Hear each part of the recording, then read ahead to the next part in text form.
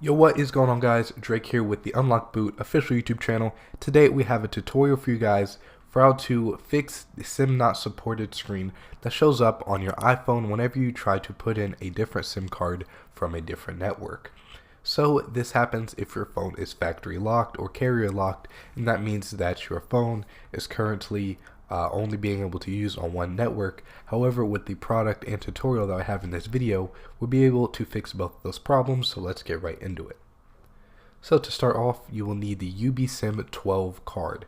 Now this will be linked down in the description below on our website. However, you have to order this, and then after you wait for it to arrive, then we will be able to do this unlock tutorial with no problems. And again, this is a very cheap little SIM card tool that basically we insert in with our SIM card.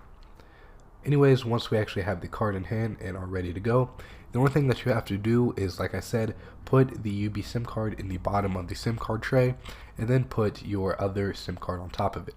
So let's say if we're unlocking an AT&T iPhone here, let's say I put an AT Mobile SIM card. And once we put it on top here and put it back in, then the phone will say update successful if you're connected to Wi-Fi. And then after that, it will go through an activation process. And once it finishes that, then the phone is actually unlocked. Now this might take a minute here, however, just let it do its thing, and if the UB SIM card is configured properly, then your iPhone will be unlocked just like that. Again, this was a very quick yet easy tutorial for how to unlock your iPhone XR, XS, XS Max, any of the newer iPhone X models with the phone.